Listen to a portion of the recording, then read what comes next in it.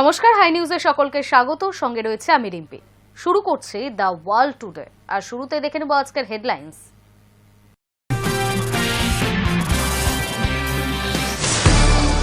Ukraine যুদ্ধের পর প্রথমবার ভারত সফরে রাশিয়ার প্রেসিডেন্ট ভ্লাদিমির পুতিন। বৃহস্পতিবার সন্ধ্যায় দিল্লির পালাম বিমানবন্দরে নামেন তিনি। দিল্লিতে পুতিন সফরের প্রথম সন্ধ্যাতেই এক বিশেষ মুহূর্ত সামনে আনেন প্রধানমন্ত্রী মোদী। লোককল্যাণ মার্গে বৈঠকের সময় রুশ ভাষায় প্রকাশিত শ্রীমদ্ভগবদ গীতা পুতিনকে উপহার দেন তিনি। ইউক্রেন যুদ্ধ শুরু হওয়ার পর প্রথমবার ভারত সফরে পুতিন। সেখানেই পুতিনের পাশে বসে প্রধানমন্ত্রীর বার্তা, কেবলমাত্র শান্তির পথ ধরেই বিশ্বের বিকাশ সম্ভব। মার্কিন নিষেধাজ্ঞা সত্ত্বেও রাশিয়া থেকে তেল কেনা অব্যাহত রাখার জন্য অধিকাংশ ভারতীয় পণ্যের ওপর অতিরিক্ত 25% শুল্ক আরোপ করেছে ট্রাম্প। এই নিয়ে প্রশ্ন তুলল পুতিন।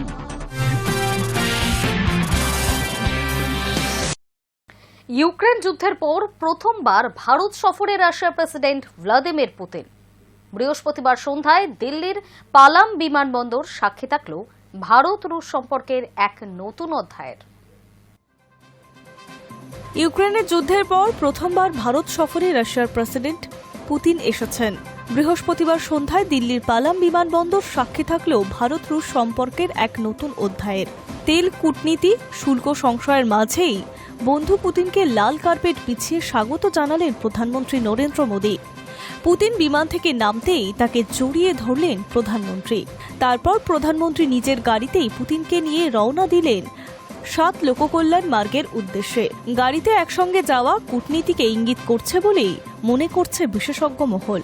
অন্যদিকে রাশিয়ার রাষ্ট্রপ্রধানকে গীতা উপহার দিয়েছেন মোদী, তবে তা রুশ ভাষায় অনুবাদ করা। এক্স হ্যান্ডেলে বিশেষ এই উপহারের কথাও জানিয়েছেন প্রধানমন্ত্রী। লিখেছেন, গীতার শিক্ষা পৃথিবী জুড়ে লক্ষ লক্ষ মানুষকে অনুপ্রেরণা দেয়। বৃহস্পতিবার রাতে দিল্লির 7 লোককল্যাণ মার্গে প্রধানমন্ত্রীর বাসভবনে পুতিনের জন্য একান্ত নৈশভোজের আয়োজন হয়েছিল। শুক্রবার দ্বিপাক্ষিক বৈঠক পুতিন ও মোদীর। আলোচনা হবে প্রতিরক্ষা, বাণিজ্য সহ একাধিক ক্ষেত্রে। দুই দেশের পারস্পরিক সহযোগিতা প্রসঙ্গে মার্কিন বর্ধিত শুল্কনীতির আবহে এই বৈঠক অত্যন্ত গুরুত্বপূর্ণ বলে মনে করছে কূটনৈতিক বিশ্লেষক মহলের একাংশ। Hi news network. দিল্লিতে পুতিন সফরের প্রথম সন্ধ্যাতেই এক বিশেষ মুহূর্ত সামনে আনেন প্রধানমন্ত্রী নরেন্দ্র মোদী। লোককল্যাণ মার্গে বৈঠকের সময় শ্রী ভগবদ গীতা পুতিনকে উপহার দেন প্রধানমন্ত্রী, যা রুশ ভাষায় প্রকাশিত। বৃহস্পতিবার সন্ধ্যায় ভারতের মাটিতে পা রেখেই উষ্ণ অভ্যর্থনা পান রাশিয়ার প্রেসিডেন্ট পুতিন। প্রোটোকল ভেঙে এয়ারপোর্টে গিয়ে তাকে স্বাগত জানান খোদ প্রধানমন্ত্রী নরেন্দ্র মোদী। পরে বন্ধুকে এমন একটি উপহারও দিয়েছে যা নিয়ে চর্চা শুরু হয়েছে। দিল্লিতে পুতিন সফরের প্রথম সন্ধ্যাতেই এক বিশেষ মুহূর্ত সামনে আনেন প্রধানমন্ত্রী নরেন্দ্র মোদী। লোককল্যাণ মার্গে বৈঠকের সময় রুশ ভাষায় প্রকাশিত শ্রীমদ্ভগবদ গীতা পুতিনকে উপহার দেন তিনি। মোদী পরে সোশ্যাল মিডিয়াতে সেই ছবি শেয়ার করে লেখেন, গীতা বিশ্বের লক্ষ লক্ষ মানুষকে প্রেরণা দেয়। দুই নেতার বৈঠক হয় প্রধানমন্ত্রীর সরকারি ভবনে, যেখানে ভারত রাশিয়ার বন্ধুত্বের প্রতীক হিসেবে বিশেষ আলোকসজ্জা ও দুই দেশের পতাকা সাজানো ছিল। বৈঠকের আগে নিজেদের এক্স হ্যান্ডেলে মোদী লিখেছেন, তিনি পুতিনের সঙ্গে যাবতীয় আলোচনা নিয়ে আশাবাদী। ভারত রাশিয়ার বন্ধুত্ব বহু দশকের পরীক্ষায় উত্তীর্ণ হয়েছে। এই সম্পর্কে দুই দেশের মানুষ উপকৃত হয়েছেন। পুতিনের সরকারি কর্মসূচি শুরু হবে রাষ্ট্রীয় অভ্যর্থনার মাধ্যমে। এরপরে শুক্রবার তিনি রাজঘাটে গিয়ে মহাত্মা গান্ধীর স্মৃতিতে শ্রদ্ধা জানান। ভারত সফরে বিদেশিদের জন্য এটি প্রায় বাধ্যতামূলক বলা চলে। শুক্রবার হায়দ্রাবাদের হাউসে 23তম ভারত রাশিয়ার বার্ষিক বৈঠক হচ্ছে। সেখানেই অনুষ্ঠিত হয় দুই দেশের প্রতিনিধি দলের দ্বিপাক্ষিক বৈঠক ও কাজের মধ্যাহ্নভোজ। প্রতিরক্ষা, বাণিজ্য, ভূকৌশল সব ক্ষেত্রেই গুরুত্বপূর্ণ আলাপ আলোচনাও হয়। একটি সাক্ষাৎকারে পুতিন জানিয়েছেন, পশ্চিমা নিষেধাজ্ঞার নতুন ধাক্কায় ভারত রাশিয়ার সম্পর্ককে নড়বড়ে করতে পারেনি। শুল্কনীতি হোক বা রুশ তেল কেনা নিয়ে চাপে, এসবকে পিছনে ফেলে ভারত বাড়তে থাকা প্রভাবের আতঙ্কই কাজ করছে। প্রসঙ্গত মার্কিন যুক্তরাষ্ট্র ও ইউরোপের আরও কঠোরভাবে রাশিয়ার তেলের মূল্যসীমা কার্যকর করতে শুরু করেছে এবং নিষিদ্ধ ট্যাঙ্কার বা তেল পরিবহনের সংস্থার সঙ্গে লেনদেন না করার জন্য ভারত সহ নানা দেশকে সতর্ক করেছে। পুতিন অবশ্য এই চাপের গুরুত্বও কমিয়ে দেন। তার বক্তব্য, পশ্চিমা দেশগুলি এই প্রয়াস বাজারের বাস্তবতা নয়, রাজনৈতিক উদ্দেশ্য প্রণোদিত। তিনি বলেন, এই ধরনের চাপ আসলে কূটনীতিকে হাতিয়ার করে ব্যবহার করে স্বাভাবিক প্রতিযোগিতাকে প্রভাবিত করার চেষ্টা। ভারতকে কেন্দ্র করে তিনি আরও যোগ করেন, দুই দেশের জ্বালানি সম্পর্ক এমন ভিত্তির উপর দাঁড়িয়ে রয়েছে যা রাজনৈতিক ওঠানামার ক্ষতিগ্রস্ত হবে না। ভারতের সঙ্গে রাশিয়ার জ্বালানি সহযোগিতা বর্তমান আন্তর্জাতিক পরিস্থিতি, ক্ষণস্থায়ী কূটনৈতিক পরিবর্তন কিংবা ইউক্রেনের মর্মান্তিক ঘটনার দ্বারা প্রভাবিত নয়, এমনটাই মন্তব্য করেন Putin. Hi news network. Ukraine যুদ্ধ শুরু হওয়ার পর প্রথমবার ভারত সফরে পুতিন। সেখানেই প্রধানমন্ত্রী নরেন্দ্র মোদী স্পষ্ট জানিয়ে দিয়েছেন, যুদ্ধের আবহে ভারত মোটেই নিরপেক্ষ নয়। পুতিনের পাশে বসে প্রধানমন্ত্রীর বার্তা, কেবলমাত্র শান্তির পথ ধরেই বিশ্বের বিকাশ ঘটবে। ভারত সফরে আসা রুশ প্রেসিডেন্ট ভ্লাদিমির পুতিনকে সঙ্গে নিয়ে শুক্রবার রাষ্ট্রপতি দ্রৌপদী মুর্মুর সঙ্গে সৌজন্য সাক্ষাৎ করতে গেলেন প্রধানমন্ত্রী নরেন্দ্র মোদী। এরপরে তারা দুজনে একসঙ্গে গেলেন মহাত্মা গান্ধীর সমাধিস্থল রাজঘাটে শ্রদ্ধা নিবেদন করতে। সেখান থেকে দুই রাষ্ট্রনেতা পৌঁছন গন্তব্য দিল্লির হায়দ্রাবাদ হাউস। সেখানে 23তম ভারত রাশিয়া বার্ষিক শীর্ষ বৈঠকে যোগদান করেন পুতিন। উল্লেখ্য, ইউক্রেন যুদ্ধ শুরু হওয়ার পর প্রথমবার ভারত সফরে ভ্লাদিমির পুতিন। সেখানে প্রধানমন্ত্রী নরেন্দ্র মোদী স্পষ্ট জানিয়ে দিয়েছেন, যুদ্ধের আবহে ভারত মোটেই নিরপেক্ষ নয়। সেই সঙ্গে নেতা পুতিনের ভূয়সী প্রশংসা করেছেন বন্ধু মোদী। পুতিনের পাশে বসে প্রধানমন্ত্রীর বার্তা, কেবলমাত্র শান্তির পথ ধরেই বিশ্বের বিকাশ সম্ভব। 2022 সালের ফেব্রুয়ারি মাস থেকে চলছে রাশিয়া ইউক্রেন যুদ্ধ। তারপর থেকে বেশ কয়েকবার ফোনে কথা হচ্ছে মোদী ও পুতিনের। নানা আন্তর্জাতিক ফোরামে সাক্ষাৎ হয়েছে, রাশিয়া সফরেও গিয়েছেন প্রধানমন্ত্রী। এই দীর্ঘ সময় ধরে ভারতের অবস্থান এক চুলও বদলায়নি। মোদী এবং ভারতের অন্যান্য প্রতিনিধি সাফ জানিয়েছেন, নিরপেক্ষ নয়, ভারত শান্তির পক্ষে। আলাপ আলোচনার মাধ্যমে সমস্যা মেটাক দুই পক্ষ। শুক্রবার হায়দ্রাবাদ হাউসের বৈঠকে সেই কথাই আবারও রুশ প্রেসিডেন্টকে মনে করিয়ে দিয়েছেন প্রধানমন্ত্রী মোদী। শুক্রবার বৈঠকের শুরুতেই প্রধানমন্ত্রী বলেন, ভারত নিরপেক্ষ নয়, ভারত শান্তির পক্ষে। এটা শান্তির যুগ। সাম্প্রতিক অতীতে শান্তি ফেরাতে অনেক চেষ্টা হয়েছে। আমার বিশ্বাস গোটা বিশ্ব আবারও শান্তির পথে ফিরবে। নেতা হিসেবেও পুতিনের ভূয়সী প্রশংসা করেছেন মোদী। তিনি বলেন, যুদ্ধ শুরুর পর থেকে প্রকৃত বন্ধুর মতো ইউক্রেন যুদ্ধ নিয়ে দফায় দফায় আলোচনা করেছেন পুতিন। সমস্ত তথ্য জানিয়েছেন। মোদীর কথায় আগামী দিনে বিশ্বে শান্তি ফিরবে বলে আশাবাদী তিনি, কারণ শান্তির মাধ্যমেই বিকাশ ঘটে। ইউক্রেন যুদ্ধ নিয়ে এদিন মুখ খুলেছেন পুতিনও। রুশ প্রেসিডেন্ট বলেন, ইউক্রেনে যা ঘটছে সেই নিয়ে আমেরিকা সহ অনেকের সঙ্গেই আলোচনা চলছে এই মুহূর্তে। শান্তি প্রস্তাবের চেষ্টাও চালানো হচ্ছে। প্রধানমন্ত্রী যেভাবে ইউক্রেন সমস্যার দিকে নজর রেখেছেন সেটা সত্যিই প্রশংসনীয়। High news network. রাশিয়া থেকে তেল কেনার বিষয়ে নিষেধাজ্ঞা আরোপ করেছে ট্রাম্প প্রশাসন। মার্কিন নিষেধাজ্ঞা সত্ত্বেও রাশিয়া থেকে তেল কেনা অব্যাহত রাখার জন্য অধিকাংশ ভারতীয় পণ্যের ওপর অতিরিক্ত 25% শুল্কও আরোপ করেছে ট্রাম্প। এই নিয়ে এবার প্রশ্ন তুলল পুতিন। রাশিয়া থেকে জ্বালানি কেনা নিয়ে ডোনাল্ড ট্রাম্পের পরস্পর বিরোধী অবস্থান নিয়ে প্রশ্ন তুললেন রুশ প্রেসিডেন্ট পুতিন। 2 দিন সফরে বৃহস্পতিবার ভারতে এসেছেন তিনি। তার আগে মস্কোয় একটি সাক্ষাৎকার দেন পুতিন। সেখানেই তিনি বলেছেন, যদি আমেরিকা আমাদের কাছ থেকে জ্বালানি কিনতে পারে তাহলে ভারত এই অধিকার থেকে বঞ্চিত কেন হবে। প্রসঙ্গত, রুশ ইউক্রেন যুদ্ধ বন্ধ করতে পুতিনের দেশ থেকে তেল কেনার বিষয়ে নিষেধাজ্ঞা আরোপ করেছে ট্রাম্প প্রশাসন। মার্কিন নিষেধাজ্ঞা সত্ত্বেও রাশিয়া থেকে তেল কেনা অব্যাহত রাখার জন্য অধিকাংশ ভারতীয় পণ্যের ওপর অতিরিক্ত 25% শুল্ক আরোপ করেছিলেন তিনি। তারপরে অবশ্য রাশিয়া থেকে ইউরেনিয়াম আমদানি অব্যাহত রেখেছে আমেরিকা। এই ইউরেনিয়াম আমেরিকার পরমাণু কেন্দ্রগুলিতে জ্বালানি হিসেবে ব্যবহৃত হয়। রাশিয়া যত পরিমাণ ইউরেনিয়াম রফতানি করে তার 25% যায় আমেরিকায়। বিষয়টি উল্লেখ করে পুতিন বলেন, আমেরিকা তাদের পরমাণু কেন্দ্রগুলির জন্য আমাদের কাছ থেকে পারমাণবিক জ্বালানি কেনা অব্যাহত রেখেছে। সেটা হলো ইউরেনিয়াম, যেটা আমেরিকার পরমাণু কেন্দ্রগুলিকে সচল রাখতে ব্যবহৃত হয়। রাশিয়া থেকে আমেরিকার জ্বালানি কেনার অধিকার থাকলে ভারতের কেন থাকবে না সেই প্রশ্ন তোলেন রুশ প্রেসিডেন্ট। বিষয়টি নিয়ে ট্রাম্পের সঙ্গে তারা আলোচনায় বসতে প্রস্তুত বলেও জানান তিনি।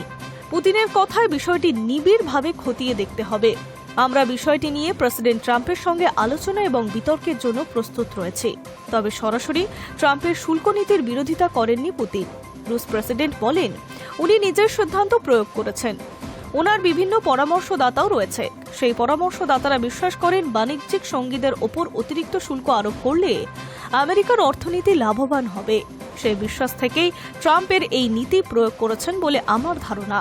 একই সঙ্গে পুতিন জানান রাশিয়া ভবিষ্যতেও কখনো এই পথ অবলম্বন করবেন না। তার কথায় আমাদের বিশেষজ্ঞরা মনে করেন এতে ঝুঁকি রয়েছে। তবে কোন দেশ কোন অর্থনৈতিক নীতি গ্রহণ করবে সেটা সেই দেশ এবং তাদের নেতৃত্বের ব্যাপার। আমরা এই ধরনের কিছু করব না, ভবিষ্যতে এমনটা করার অভিপ্রায়ও নেই। বৃহস্পতিবার সন্ধ্যায় দিল্লির পালমে ইন্দিরা গান্ধী আন্তর্জাতিক বিমানবন্দরে অবতরণ করেন পুতিনের বিমান। তারপরে একই গাড়িতে সত্ত্বর হয়েছেন প্রধানমন্ত্রী নরেন্দ্র মোদী এবং পুতিন। ৩০ ঘণ্টার ভারত সফরে এসে ভারতের প্রধানমন্ত্রীর ৭ লোক কল্যাণ মার্গের বাসভবনে পুতিন তার সামনে আয়োজিত নৈশভোজে যোগ দেন। Hi news Network. ভারত সফরে এসেছেন রুশ প্রেসিডেন্ট ভ্লাদিমির পুতিন। বৃহস্পতিবার দেশে পা রাখার পরই মোদীকে ভরালেন প্রশংসায়। তিনি বলেন, মোদীকে পেয়ে ভারত ধন্য। দুদিনের ভারত সফরে এসেছেন রুশ প্রেসিডেন্ট ভ্লাদিমির পুতিন। বৃহস্পতিবার দিল্লিতে পা রাখার পরই প্রধানমন্ত্রী নরেন্দ্র মোদীকে প্রশংসায় ভরিয়ে দিয়েছেন তিনি। বলেন, মোদীকে পেয়ে ভারত ধন্য। মোদীর নিঃশ্বাসের সঙ্গে জড়িয়ে রয়েছে ভারতবর্ষের নাম। একই সঙ্গে ভারতের রুশ তেল কেনা নিয়েও আমেরিকাকে বিশেষ বার্তা দিয়েছে পুতিন। সর্বভারতীয় সংবাদ মাধ্যমে দেওয়া একটি সাক্ষাৎকারে পুতিন বলেন, আমাদের মধ্যে খুবই বিশ্বস্ত এবং বন্ধুত্বপূর্ণ সম্পর্ক রয়েছে। মোদীকে ভরসা করা যায়। ভারত ভাগ্যবান এবং ধন্য যে মোদীর মতো একজন নেতা পেয়েছেন। মোদীর নিঃশ্বাসের সঙ্গে জড়িয়ে রয়েছে ভারতবর্ষের নাম। তিনি আরও বলেন, ভারত রুশ সম্পর্ক আরও মজবুত করতে মোদী প্রতিশ্রুতিবদ্ধ। অর্থনীতি, প্রতিরক্ষা, প্রযুক্তির মতো গুরুত্বপূর্ণ ক্ষেত্রগুলিতে দুই দেশের সহযোগিতা আরও বৃদ্ধি করতে তিনি উদ্গ্রীব। অন্যদিকে ভারতের রুশ তেল কেনার প্রসঙ্গেও উত্থাপন করেছেন পুতিন। আমেরিকাকে বার্তা দিয়ে রুশ প্রেসিডেন্ট বলেন, আমেরিকা নিজেদের স্বার্থে আমাদের থেকে পারমাণবিক জ্বালানি কেনে। যদি আমেরিকার এই অধিকার থাকে তাহলে একই সুযোগ ভারতের কেন থাকবে না? তার সংযোজন চলতি বছরের প্রথম ৯ মাসে নয়াদিল্লির সঙ্গে সামগ্রিক বাণিজ্যে কিছুটা পতন হয়েছে, যদিও এই অঙ্কটি খুবই সামান্য। এখনও কোনো বাধা ছাড়াই রুশ তেল ভারতে প্রবেশ করছে। ইউক্রেন যুদ্ধ এবং অপারেশন সিন্দুর পরবর্তী সময় পুতিনের প্রথমবারের এই ভারত সফর যথেষ্ট তাৎপর্যপূর্ণ। ফলে স্বাভাবিকভাবেই বাড়ছে প্রত্যাশা। জেনে নেওয়া যাক পুতিনের এই সফর ঘিরে কি কি প্রত্যাশা রয়েছে। ভারত রাশিয়ার কাছ থেকে বিপুল পরিমাণ তেল আমদানি করলেও রাশিয়ার ভারত থেকে আমদানি করা পণ্যের পরিমাণ অনেক কম। নয়াদিল্লির লক্ষ্য মস্কোয় সামুদ্রিক পণ্য, আলু, প্রক্রিয়াজাত খাদ্য, ওষুধের মতো দ্রব্যের রপ্তানি বাড়ানো। মুক্ত বাণিজ্য, ভারত রাশিয়ার মধ্যে কূটনৈতিক সম্পর্কের সম্প্রসারণ, প্রতিরক্ষা চুক্তি, তেল কূটনীতি নিয়ে আলোচনা। S-400 ও সুখোই Su-57 এর মতো নানা বিষয় নিয়ে আলোচনা হতে পারে দুই রাষ্ট্রনেতার। শুক্রবার 23তম ভারত রাশিয়া বার্ষিক শীর্ষ সম্মেলনে যোগ দেন রুশ প্রেসিডেন্ট। রাজধানীর হায়দ্রাবাদে হাউসে অনুষ্ঠিত হয় এই সম্মেলন। পাশাপাশি প্রধানমন্ত্রী নরেন্দ্র মোদীর সঙ্গে একটি দ্বিপাক্ষিক বৈঠক পুতিনের। এছাড়াও বর্তমান সফরে পুরনো বন্ধু রাশিয়ার সঙ্গে নতুন বাণিজ্য চুক্তি করতে পারে ভারত। High news network. মত প্রকাশের স্বাধীনতা রক্ষার দাবি তুলে এবার আরও কঠোর ভিসা যাচাই প্রক্রিয়া চালু করল মার্কিন যুক্তরাষ্ট্র। নয়া নির্দেশে মার্কিন প্রশাসন জানিয়ে দিয়েছে, H-1B সহ সমস্ত ভিসা আবেদনকারীর লিঙ্কড ইন প্রোফাইল এবং রিজিউম এখন থেকে খুঁটিয়ে দেখা হবে বলে সূত্রে খবর। মত প্রকাশের স্বাধীনতা রক্ষার দাবি তুলে এবার আরও কঠোর ভিসা যাচাই প্রক্রিয়া চালু করল মার্কিন প্রেসিডেন্ট। নয়া নির্দেশে মার্কিন প্রশাসন জানিয়ে দিয়েছে H-1B ভিসা সহ আবেদনকারী লিঙ্কডইন প্রোফাইল ও রিজিউম এখন থেকে খুঁটিয়ে দেখা হবে। এই সিদ্ধান্তে সবচেয়ে বেশি চাপে পড়তে পারে ভারত ও চীন থেকে আসা বিপুল সংখ্যক H-1B ভিসা প্রাপ্ত কর্মীরা।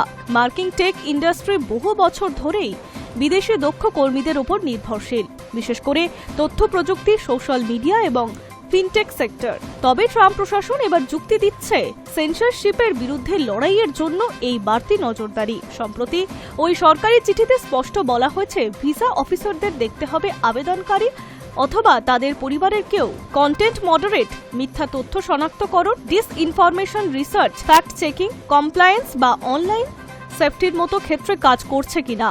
কারণ এই কাজগুলির ক্ষেত্রে অংশ যুক্তরাষ্ট্র আইনি সুরক্ষিত মত প্রকাশে সীমিত করতে পারে, এমনটাই দাবি ওয়াশিংটনের। চিঠিতে আরও নির্দেশ দেওয়া হয়েছে, যদি কোনো আবেদনকারী যুক্তরাষ্ট্রে সুরক্ষিত মত প্রকাশের দমন প্রচেষ্টায় যুক্ত থাকেন তাহলে তাকে অনুপযুক্ত বলে ঘোষণা করতে হবে। অর্থাৎ শুধু প্রথমবারের নয়, পুনরায় ভিসা চাইলে সেখানেও একইভাবে পুঙ্খানুপুঙ্খ যাচাই করতে হবে। টেক ইন্ডাস্ট্রির সঙ্গে যুক্ত H-1B আবেদনকারী মূলত নজরের কেন্দ্র। মার্কিন প্রশাসনের মতে, সোশ্যাল মিডিয়ায়, ফিনান্সিয়াল সার্ভিস বা বড় টেক সংস্থায় কর্মরত অনেকেই এমন পদে কাজ করবেন যেখানে সেন্সরশিপের অভিযোগ উঠেছে, তাই তাদের কর্মজীবন খতিয়ে দেখার নির্দেশও দেওয়া হয়েছে।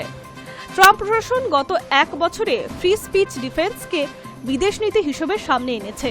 এই বছরের শুরুতে রিপাবলিকান সেনেটের মার্কো রুবিও ঘোষণা করেছিলেন, যে কেউ যুক্তরাষ্ট্রের মত প্রকাশের স্বাধীনতা দমানোর কাজে যুক্ত থাকবে তাকে ভিসা ব্যান করতে হবে। বিদেশি সংস্থা বা নিয়ন্ত্রক সংস্থায় কর্মরতদেরও আওতায় আনার কথা বলেন তিনি। এখন সেই অবস্থানই সরকারি প্রক্রিয়ায় পরিণত হয়েছে। ছাত্র ভিসা আবেদনকারীদের সোশ্যাল মিডিয়ার স্ক্রিনিং ইতিমধ্যেই কঠোর হয়েছে। তার পাশাপাশি H-1B ভিসার ফি বেড়েছে। নতুন এই নির্দেশে বিদেশি পেশাজীবীদের ওপরে চাপ বাড়ল বলেই মনে করছে ইমিগ্রেশন বিশেষজ্ঞরা। Hi news network. Field marshal হিসেবে আসিম মুনিরের 3 বছরের মেয়াদ শেষ হয়ে গিয়েছিল আগেই। জল্পনা চলছিল তাকে দেশের প্রথম CDF হিসেবে নিয়োগ করা হবে। সেই জল্পনার অবসান ঘটিয়ে পাকিস্তানের প্রথম CDF হিসেবে নির্বাচিত হলেন আসিম মুনির। পাকিস্তানের ক্ষমতার লড়াইয়ে বড় পরিবর্তন। সে দেশের রাষ্ট্রপতি আসিফ আলী জারদারি সম্প্রতি ঘোষণা করেছেন, ফিল্ড মার্শাল সৈয়দ আসিম মুনিরই হবেন দেশের প্রথম চিফ অব ডিফেন্স ফোর্সেস। তার মেয়াদ 5 বছর। একই সঙ্গে তিনি বহাল থাকছেন চিফ অব আর্মি স্টাফের দায়িত্বেও। প্রধানমন্ত্রী শাহবাজ শরীফ মুনিরকে উভয় পদে নিয়োগ দেওয়ার সুপারিশ করে প্রস্তাব পাঠিয়েছিলেন। সেটি মঞ্জুর করেছে রাষ্ট্রপতির দফতর। এই সিদ্ধান্তকে ঘিরে গত কয়েক সপ্তাহ ধরে ইসলামাবাদে জল্পনা ছিল তুঙ্গে। কারণ মুনিরের সেনাপ্রধান হিসেবে মূল 3 বছরের মেয়াদ শেষ হয়েছিল 29শে নভেম্বর। ওই দিনই নতুন CDF পদে তার নিয়োগপত্র দেওয়ার কথা ছিল। শেষ পর্যন্ত শরীফের সরকার আরও বাড়তি ক্ষমতা তুলে দিল মুনিরের হাতে, যা পাকিস্তানের সামরিক নাগরিক সম্পর্কের সমীকরণে একটি বড় ইঙ্গিত হিসেবেই দেখা হচ্ছে। এর মধ্যে আরও একটি বড় খবরে ইঙ্গিত মিলেছে যে আসিম মুনির পাকিস্তানের আরও শক্তিশালী ব্যক্তিত্ব হতে চলেছেন। আসলে আর্থিক সংকটে জর্জরিত পাকিস্তান সরকার আন্তর্জাতিক মুদ্রা তহবিলের শর্ত মেনে তাদের জাতীয় বিমান সংস্থা পাকিস্তান ইন্টারন্যাশনাল এয়ারলাইন্সকে বিক্রির পথে হেঁটেছে। যে সমস্ত সংস্থা বিডে অংশ নিতে যোগ্য হয়েছে, সেই তালিকার মধ্যে সবচেয়ে আলোচিত নাম ফৌজি ফাউন্ডেশন, যা পাকিস্তানের সবচেয়ে শক্তিশালী কর্পোরেট গ্রুপের অংশ। তাৎপর্যপূর্ণ বিষয়, বহু দশক ধরে পাকিস্তানের সেনাবাহিনী ফাউন্ডেশনের সিদ্ধান্তে সরাসরি ও পরোক্ষ প্রভাব বিস্তার করে এসেছে। ফাউন্ডেশনের বোর্ডে সেনাপ্রধান জেনারেল আসিম মুনির না থাকলেও তিনি ফাউন্ডেশনের শীর্ষ বোর্ডের অন্যতম গুরুত্বপূর্ণ পদে নিয়োগ করেন। তাই PIA বিক্রি হলে জাতীয় বিমান পরিবহন সংস্থার নিয়ন্ত্রণ ঘুরপথে সেনাবাহিনীর হাতেই যেতে পারে বলে জল্পনা আরও জোরালো। নতুন করে বেল আউট পেতে হলে PIA বিক্রি বাধ্যতামূলক। IMF এর এই শর্তই ইসলামাবাদকে দীর্ঘদিনের আতঙ্কিত সিদ্ধান্ত নিতে বাধ্য করেছে। দেশটির পতাকাবাহী বিমান সংস্থা বিক্রি করা হচ্ছে 2 দশকের মধ্যে প্রথম বড় বেসরকারীকরণ উদ্যোগ হিসেবে। বুধবার ইসলামাবাদে বিটারদের সঙ্গে বৈঠকের পর প্রধানমন্ত্রী শাহবাজ শরীফ আনুষ্ঠানিকভাবে ঘোষণা করেছেন 23শে ডিসেম্বর পিআইএর নিলাম অনুষ্ঠিত হবে এবং দেশজুড়ে সংবাদ মাধ্যমে এর লাইভ সম্প্রচার করা হবে। Hi news network.